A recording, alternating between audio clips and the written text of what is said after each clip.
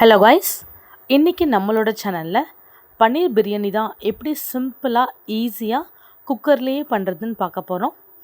இந்த டிஷ் ரொம்ப டெலிஷியஸாக சூப்பராக இருக்கும்.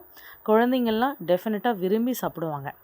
எப்படி பண்ணுறதுன்னு பார்க்குறதுக்கு முன்னாடி மறக்காமல் என்னோடய சேனலை சப்ஸ்கிரைப் பண்ணிவிட்டு ஃபாலோ பண்ணிக்கோங்க. இன்றைக்கி பிரியாணி பண்ணுறதுக்கு 2 பெரிய சைஸ் வெங்காயம் இது மாதிரி நீல வாக்கில் கட் பண்ணி எடுத்திருக்கேன். 2 பெரிய தக்காளியை தின்னாக ஸ்லைஸ் பண்ணிக்கோங்க. கூடவே காரத்துக்கு ஏற்ப பச்சை மிளகாய், 2 பிரிஞ்சி இலை, பட்டை, லவங்கம், 1 கைப்பிடி அளவுக்கு புதினா, கொத்தமல்லி, இஞ்சி பூண்டு விழுது ஒரு 4 டேபிள் ஸ்பூன், கூடவே ஒரு 250 கிராம்ஸ் ஆஃப் பன்னீரையும் நல்லா கட் பண்ணி வச்சுக்கோங்க. இன்றைக்கி பாஸ்மதி ரைஸ் ஒரு 20 மினிட்ஸ்க்கு ஊற வச்சு எடுத்திருக்கேன். மினிமம் ஒரு 20 to 30 மினிட்ஸ் ஊற வச்சிங்கன்னா ரொம்பவே நல்லா வரும். இப்போது பிரியாணி பாட்டை ப்ரீஹீட் பண்ணிவிட்டு ஒரு 4 ஸ்பூன் ஆஃப் ஆயில் விட்டு கூடவே பிரிஞ்சி இலை, பட்டை, லவங்கம், பச்சை மிளகாய் இது எல்லாத்தையும் ஒன்று சேர்த்து நல்லா ஆயிலில் ஃப்ரை பண்ணி எடுத்துக்கோங்க.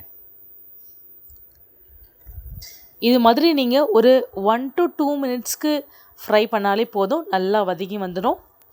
இப்போது கூடவே கட் பண்ணி வச்சுருந்த ஆனியனை நல்லா க்ரஷ் பண்ணி போட்டு ஸ்டவ்வை மீடியம் ஃப்ளேமில் வச்சு நல்லா ஃப்ரை பண்ணி எடுத்துக்கோங்க. அப்போ தான் பிரியாணி அடிப்பிடிக்காது.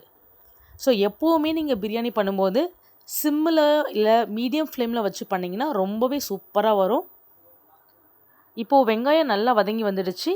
இந்த ஸ்டேஜில் ஒரு 2 to 4 ஸ்பூன் ஆஃப் இஞ்சி பூண்டு விழுதை ஆட் பண்ணிவிட்டு மறுபடியும் நல்லா அந்த இஞ்சி பூண்டோட பச்சை வாசனை போகிற வரைக்கும் நல்லா வதக்கி எடுத்துக்கோங்க.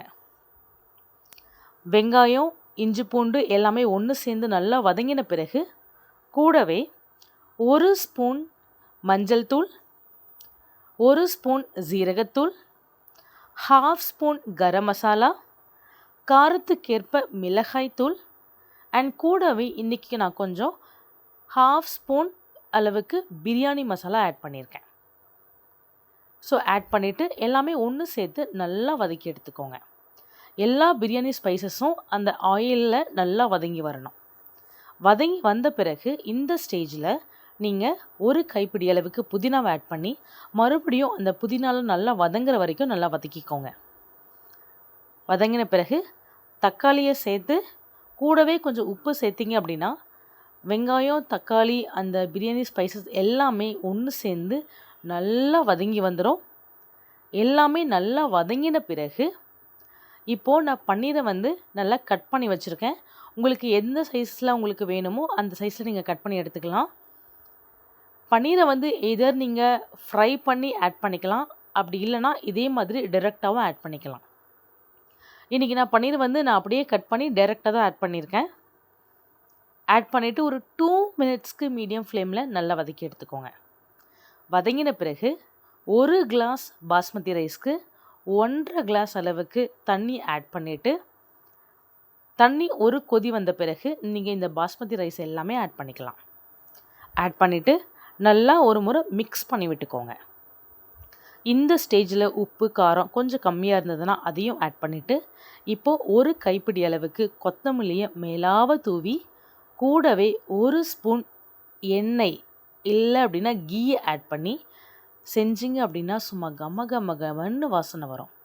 So 1 spoon of ghee add பண்ணிவிட்டு ஸ்டவ்வை மீடியம் ஃப்ளேமில் வச்சுக்கோங்க. குக்கரில் 1 விசில் விட்டு எடுத்தீங்க அப்படின்னா ரைஸ் நல்லா பலன்னு உங்கள் பன்னீர் பிரியாணி சூப்பரான ஒரு டேஸ்ட்டில் அண்ட் சூப்பரான ஒரு மணத்தில் உங்கள் பன்னீர் பிரியாணி ரெடி ஆகிடும். கண்டிப்பாக ஒன்ஸ் இது மாதிரி ட்ரை பண்ணி பார்த்துட்டு எப்படி இருக்குன்னு மறக்காமல் சொல்லுங்கள். இது கூட நீங்கள் ஆனியன் ரைத்தாவோ இல்லை குக்கும்பர் ரைத்தாவோ வச்சு சாப்பிட்டீங்க அப்படின்னா டேஸ்ட் வேறு லெவலில் இருக்கும்.